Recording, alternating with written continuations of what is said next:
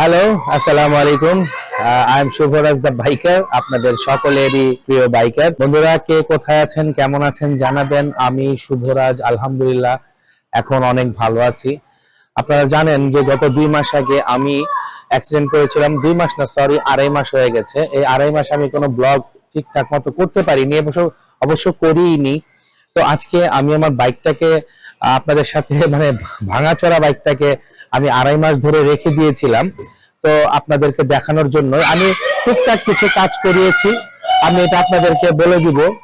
তো যাই হোক, আমি বাইকটাকে আসলে বেসিক্যালি রেখে দিয়েছিলাম আপনাদের জন্যই, যেন আপনাদেরকে দেখাতে পারি যে আমার বাইকে কি কি ক্ষতি হয়েছে। তো চলুন বন্ধুরা, আমি আপনাদেরকে বাইকটি দেখাচ্ছি।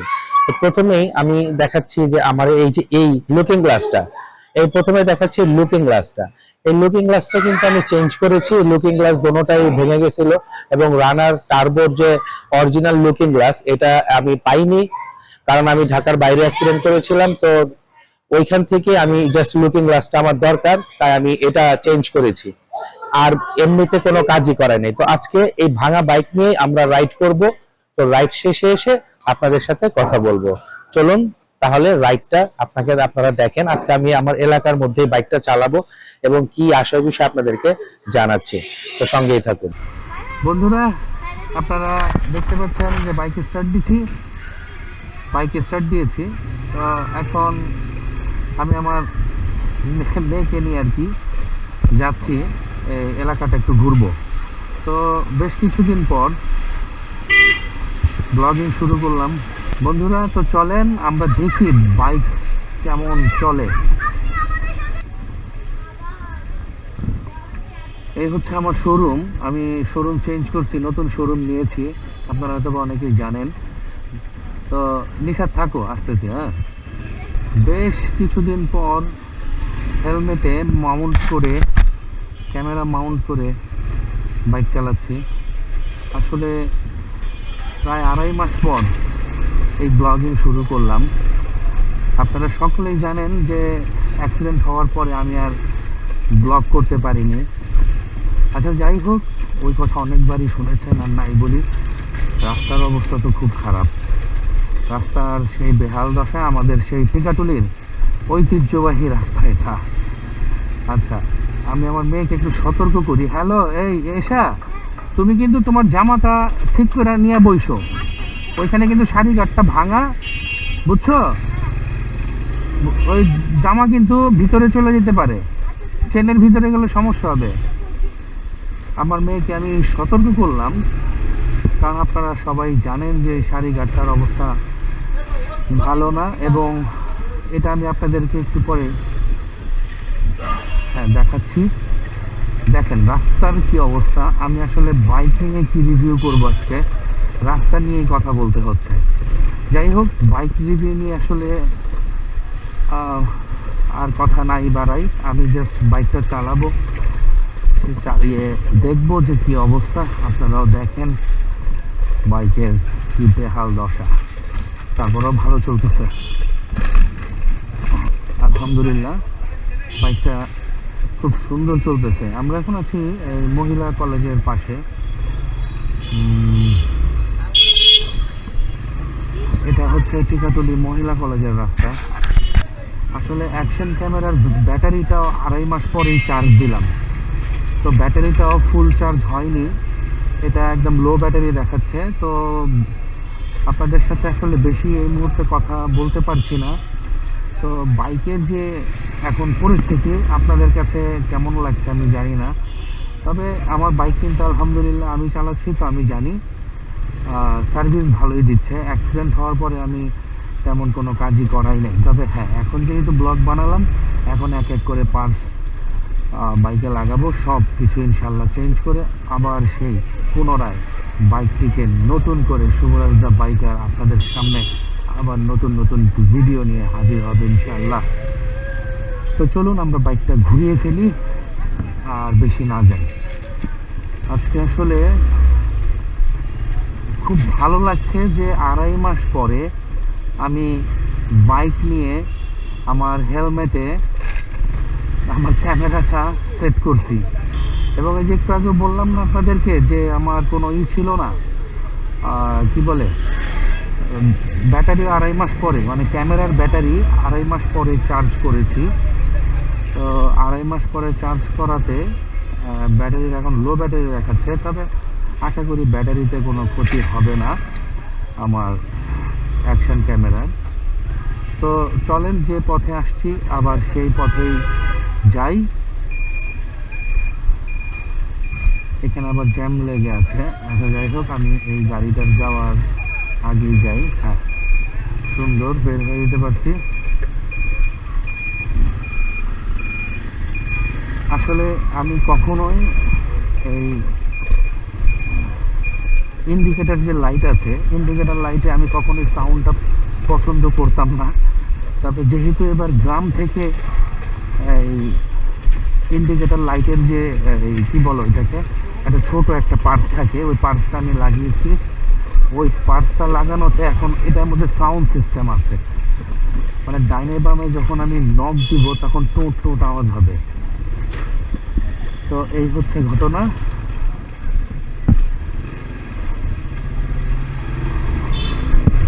এসা জামাটা ঠিক করে বসো। আমরা প্রায় কাছাকাছি চলে আসছি, আবার সেই বাসার দিকেই যাচ্ছি। তো চলেন আমরা আমার বাসার মানে রাস্তাটায় দাঁড়ায় আপনাদের সাথে কথা বলবো। আর আমি বাংলাদেশ সরকারকে একটি অনুরোধ করতে যাচ্ছি আজকে, ডক্টর মোহাম্মদ ইউনূস সাহেবকে, যে আমাদের এই টিকাটুলির এই রাস্তাটা যে যতটুকু ঘুরলাম আপনারা দেখলেন, খুব খারাপ অবস্থা। গত 6-7 বছর বা 7-8 বছর হবে রাস্তাটার বয়স, খুব খারাপ অবস্থা। এই রাস্তাটা এখনো পাকা কেন হচ্ছে না আই ডোন্ট নো, আমি জানি না। তবে ডাক্তার মোহাম্মদ ইউনূস সাহেবের সরকারের কাছে আমার অনুরোধ থাকবে যে এই রাস্তাটা অবিলম্বে অতি দ্রুত পাকা করুন, কারণ এখান দিয়ে অনেক মানুষ, হাজার হাজার লক্ষ লক্ষ মানুষের আনাগোনা চলাফেরা এই রাস্তা দিয়ে। ওকে, তো থ্যাংক ইউ। তো চলুন আমরা বাকি কথা এই বাসার সামনে গিয়ে বলি। ধন্যবাদ।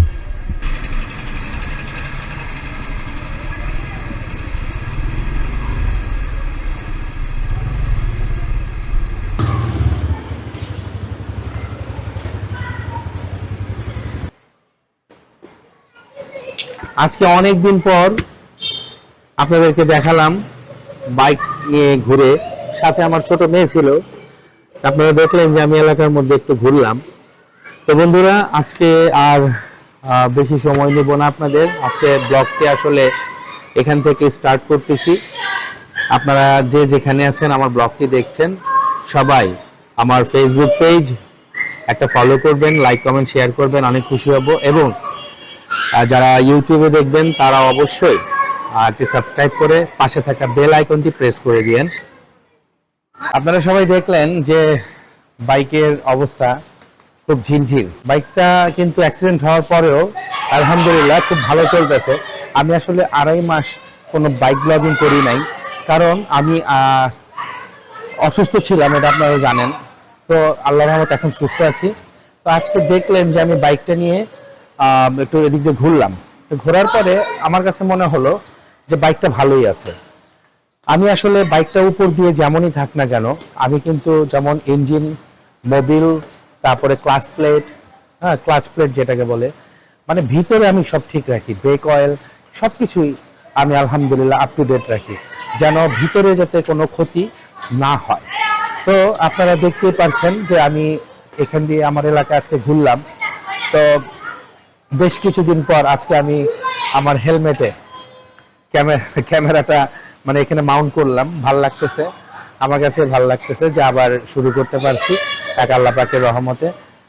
তো আপনারা আসেন এখন দেখাই যে আমার বাইকের কি কি প্রবলেম হয়েছিল। প্রথমেই আমি দেখাচ্ছি যে আপনাদের যে আমার যে বাইকের যে মাডগার্ডে এখানে কিন্তু ভাঙা ছিল।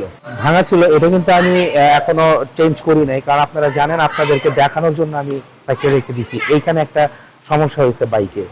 আচ্ছা, তারপরে দ্বিতীয় সমস্যাটা হচ্ছে আমার হেডলাইটের যে উপরের পার্টটা আছে এখানে কিন্তু ভেঙে গেছে। এখানে পুরো পোর্শনটাই কিন্তু ভাঙা। তারপরে এই পাশটা দেখেন হেডলাইটের এখানেও ভেঙে গেছে, এখানে একটা স্ক্রুর মতো দেখা যাচ্ছে, এটা আলগা লাগানো হয়েছে। আচ্ছা যাই হোক, এই হচ্ছে এখানে ঘষা, হেডলাইটে কিন্তু ঘষা টসা খেয়ে একদম অবস্থা খারাপ। তারপরে যে আমি এইটা লুকিং গ্লাস দুইটাই কিন্তু চেঞ্জ করছি। তারপরে দেখেন বাইকের আরেকটা যেটা মেজর প্রবলেম, সেটা হচ্ছে আপনাদেরকে একটু উপর থেকে দেখাই, তারপরে সাইড থেকে দেখাই।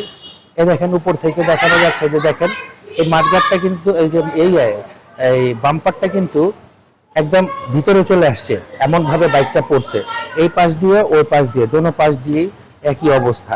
এবং আরেকটা জিনিস দেখাই, সেটা হচ্ছে যেটা মেজর প্রবলেম, সেটা হচ্ছে এই সারি গার্ডটা কিন্তু পুরাটা ভেঙে গেছে। এখানে যারা যে পিলিয়ন পিছনে বসবে তার কিন্তু প্রবলেম হতে পারে যদি মেয়ে মানুষ থাকে। আর বেসিক্যালি আমার বউ আমার সাথে থাকে, বিশেষ করে মেয়ে মানুষ যদি আমার পিছনে বসে তাহলে এখানে ওর প্রবলেম হতে পারে, ছেলেদের কোনো প্রবলেম নেই। কারণ মেয়েরা কিন্তু এই ওড়না নেয়, শাড়ি পরে বসে, ওড়না শাড়ি পরে, তো তখন ওই ক্ষেত্রে এইখানে প্রবলেম হতে পারে শাড়ি গার্ডের জন্য, কারণ চেনটা কিন্তু শাড়ি গার্ডের ঠিক পিছনটাই। তো এইখানে এই প্রবলেম একটা আছে, এগুলা ঠিক করতে হবে। এগুলো আমি যখন যে পার্টস এই বাইকে লাগাবো এরপর থেকে ইনশাল্লাহ আপ টু ডেট ভিডিও আপনারা পাবেন। এবং আরেকটি দেখেন, এখানে যে পিলিয়ন বসবে এখানে কিন্তু পায়ের যে পা রাখার পাদানি বলি আমরা, এই পাদানি কিন্তু ভেঙে গেছে এবং এই পাদানিটাও নষ্ট হয়ে গেছে। আচ্ছা গেল এটা।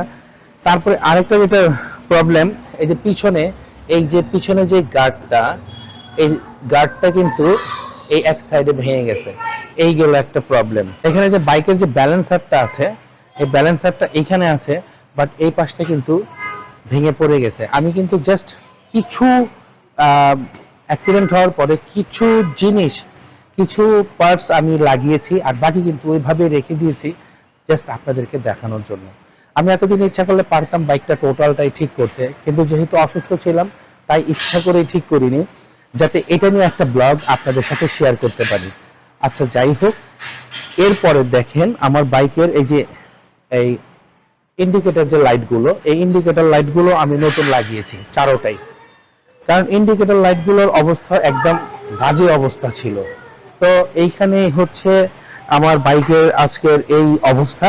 এবং ব্রেকের কিন্তু একটা প্রবলেম, সামনের যে ব্রেকটা এখানে একটা প্রবলেম ছিল, এই প্রবলেমটা আমি সারাইছি, কারণ ব্রেকের প্রবলেমটা না সারাইলেই না, এটা চলবে না। তো যাই হোক, তো বন্ধুরা আজকে যেখানেই আছেন কমেন্টের মাধ্যমে জানাবেন যে আমার ভিডিওটা কেমন লাগলো, এবং পাশাপাশি সাবস্ক্রাইবও করে দিয়েন, পাশে থাকা বেল আইকনটি প্রেস করে দিয়েন। তো বন্ধুরা আজকে আর ভিডিওটা বেশি লঙ্গার করব না, আজকে এই পর্যন্তই থাক ভিডিওটি। পরবর্তীতে আবারও ইনশাল্লাহ ভিডিও দেখার আমন্ত্রণ জানিয়ে আপনাদেরকে জানাচ্ছি অবিরাম ভালোবাসা। তো বন্ধুরা আজ এতটুকুই। যেখানে আছেন ভালো থাকবেন, সুস্থ থাকবেন। তো বন্ধুরা আজ বিদায় নিচ্ছি, ইনশাল্লাহ পরবর্তীতে আবার দেখা হবে শুভরাজ দ্য বাইকারের ইউটিউব চ্যানেল অ্যান্ড ফেসবুক পেজে। সকলে সুস্থ থাকবেন, ভালো থাকবেন, দোয়া রইল। আসসালামু আলাইকুম, আল্লাহ হাফেজ।